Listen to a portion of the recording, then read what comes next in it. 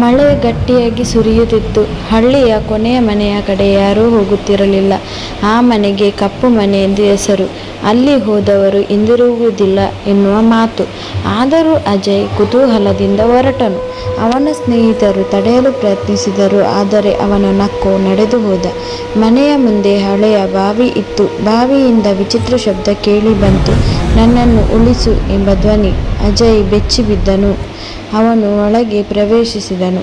ಬಾಗಿಲು ಸ್ವತಃ ಮುಚ್ಚಿಕೊಂಡಿತ್ತು. ಮನೆಯೊಳಗೆ ಧೂಳು ತುಂಬಿಕೊಂಡಿತ್ತು. ಗೋಡೆಯ ಮೇಲಿನ ಚಿತ್ರಗಳು ಕಿತ್ತು ಹೋಗಿದ್ದವು. ಒಂದು ಕೋಣೆಯಿಂದ ಬೆಳಕು ಕಾಣಿಸಿತು. ಅಜಯ್ ಅತ್ತಿಗೆ ನಡೆದುಕೊಂಡು ಹೋದನು. ಒಳಗೆ ಒಂದು ಹಳೆಯ ಕನ್ನಡಿ ಇತ್ತು. ಕನ್ನಡಿಯಲ್ಲಿ ಅವನ ಪ್ರತಿಬಿಂಬ ಕಾಣಿಸಲಿಲ್ಲ, ಆದರೆ ಮತ್ತೊಬ್ಬನ ಮುಖ ಕಾಣಿಸಿತು. ಆ ಮುಖ ನಿಧಾನವಾಗಿ ನಕ್ಕಿತ್ತು.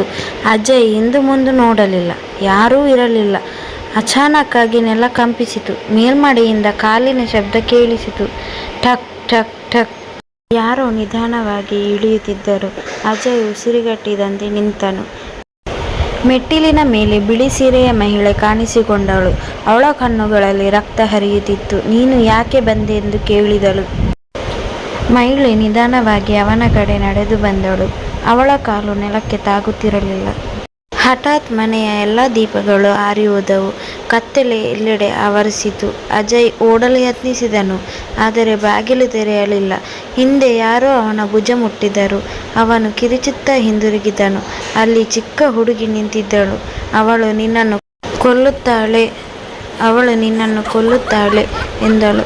ತಕ್ಷಣ ಮಹಿಳೆಯ ಭಯಾನಕ ನಗು ಕೇಳಿಸಿತು. ಕನ್ನಡಿಯು ಚೂರು ಚೂರಾಗಿ ಒಡೆಯಿತು. ಗಾಳಿ ಜೋರಾಗಿ ಬೀಸತೊಡಗಿತು.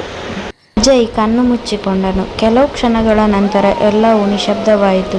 ಬೆಳಿಗ್ಗೆ ಗ್ರಾಮಸ್ಥರು ಮನೆಗೆ ಬಂದರು. ಅಜಯ್ ಎಲ್ಲಿಯೂ ಕಾಣಿಸಲಿಲ್ಲ, ಆದರೆ ಕನ್ನಡಿಯಲ್ಲಿ ಹೊಸ ಪ್ರತಿಬಿಂಬ ಬಂದು ನಗುತ್ತಿತ್ತು.